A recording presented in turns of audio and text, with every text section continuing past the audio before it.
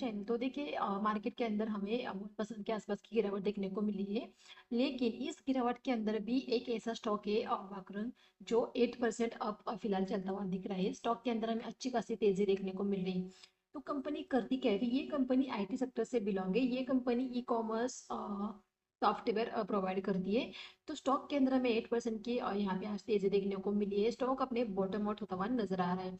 तो इसके फंडामेंटल के ऊपर भी हम एक बार नजर डालेंगे, इसके साथ हम टेक्निकल के ऊपर भी एक बार नजर डालेंगे कि अगर फ्रेश बाइंग करना है तो कहाँ पे बाइंग करना है, यहाँ तक के टारगेट कहाँ तक के रह सकते हैं स्टॉक के अंदर, और आपको होल्ड कहाँ तक करना है। तो इन सारी चीजों को हम डिटेल में इस वीडियो के अंदर डिस्कस करने वाले, तो वीडियो को जरूर पूरा देखिए। स्टॉक की अगर बात करें तो यहाँ पे देख सकते हैं आज स्टॉक के अंदर हमें 8% से भी ज्यादा की यहाँ पे तेजी देखने को मिली। अगर 1 ईयर की बात करें तो 1 ईयर के अंदर स्टॉक ने 44% तक के रिटर्न स्टॉक ने दिखाई। और जैसे कि कहा कि ये आईटी सेक्टर से बिलोंग करता है, एक स्मॉल कैप स्टॉक है। तो देखिए स्मॉल कैप स्टॉक के अंदर हमें रिस्क ज्यादा रहती है, लेकिन रिवॉर्ड भी वहीं पे हमें ज्यादा देखने को मिलता है। तो अगर इसके फाइनेंशियल के ऊपर एक बार नजर अगर डाल लेते हैं तो इसके फाइनेंशियल हमें, रेवेन्यू की बात करें तो रेवेन्यू के अंदर हमें हर साल यहाँ पे बढ़ता हुआ दिख रहा है। अगर ईबिटा की बात करें तो ईबिटा भी हमें यहाँ पे प्रीवियस ईयर से इस ईयर के अंदर हमें इंक्रीज होता हुआ दिख रहा है। अगर नेट इनकम की बात करें तो नेट इनकम भी हमें प्रीवियस ईयर से इस ईयर के अंदर हमें डेफिनेटली बढ़ता हुआ दिख रहा है। यहाँ पे कोई भी रेड फ्लैग नहीं है स्टॉक के अंदर। एक अच्छा खासा यहाँ पे फंडामेंटल स्टॉक का हमें फिलहाल देखने को मिल रहा है। अगर प्रमोटर के बारे में यहाँ पे देखिए, प्रमोटर की होल्डिंग स्टॉक के अंदर हमें कितनी देखने को मिल, तो यहाँ पे 41% के प्रमोटर की होल्डिंग स्टॉक के अंदर देखने को मिल रही है। 41% तक की यहाँ पे हमें प्रमोटर की होल्डिंग देखने को मिली है। डीआईएस की 5.13% की, एफआईएस की 2.75% तक की, और यहाँ पे रिटेलर की 50% तक की होल्डिंग स्टॉक के अंदर देखने को मिल रही है।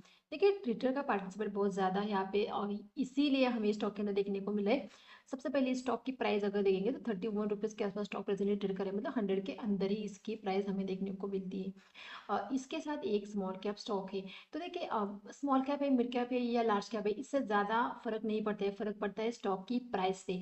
जिससे भी किसी भी अगर कंपनी की किसी भी स्टॉक की प्राइस अगर 100 के अंदर है तो डेफिनेटली उस स्टॉक के अंदर हमें रिटेलर का पार्टिसिपेट ज़्यादा ही देखने को मिलता है। क्योंकि रिटेलर चाहता है कि वो कम प्राइस के अंदर उस स्टॉक को बाय करे, क्योंकि उसे ऐसा लगता है कि स्टॉक की प्राइस अगर कम रहेगी तो वहाँ पे उसकी रिस्क कम रहेगी। तो ऐसा बिल्कुल भी नहीं होता है।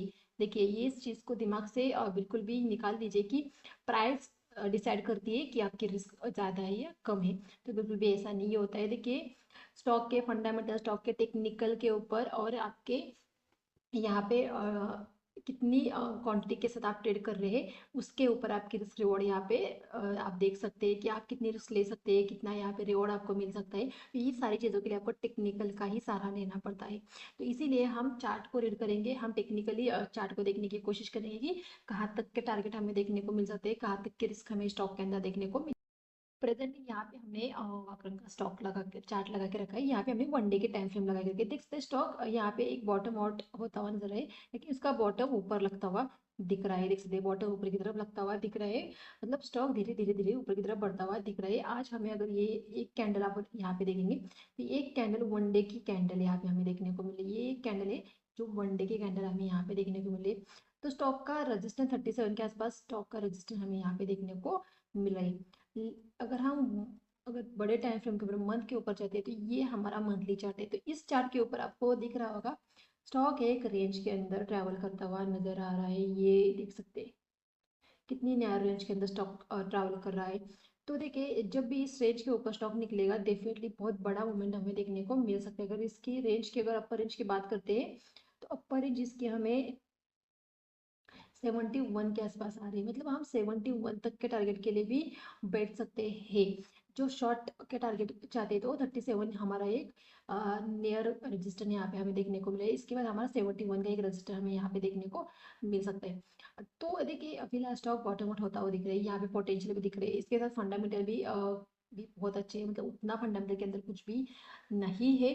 तो इसीलिए अगर यहाँ पे देखेंगे तो ये ऊपर गया, देखिए एक बार अगर देख सकते हैं ये यहाँ से बॉटम उठा ऊपर गए, फिर नीचे, इसके नीचे इसका बॉटम नहीं लगा, इसके ऊपर इसका बॉटम लगा, फिर ऊपर गए, फिर इसी लेवल के आसपास बॉटम लगा, फिर ऊपर गए।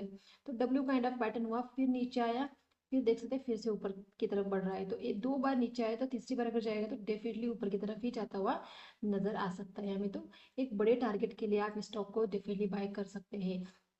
देखिए स्मॉल कैप के अंदर देखिए यहाँ पे रिस्क की बात करें तो यहाँ पे आपका ऐसे बहुत दूर आ सकता है, मतलब 20 रुपीज़ के आसपास आपका यहाँ पे रिस्क है, मतलब 20 यहाँ पे 10 रुपीज़ के आसपास की आपकी रिस्क है। इसके मुकाबले रिवॉर्ड आपका यहाँ पे अच्छा खासा आपका 30 रुपीज़ का रह सकता है, मतलब 1:3 की यहाँ पे आपकी ट्रेड बैठ सकती है। लेकिन इसका मतलब ये नहीं कि 8 दिन के अंदर आपको यहाँ पे टारगेट देखने को नहीं, बिल्कुल भी ऐसा नहीं।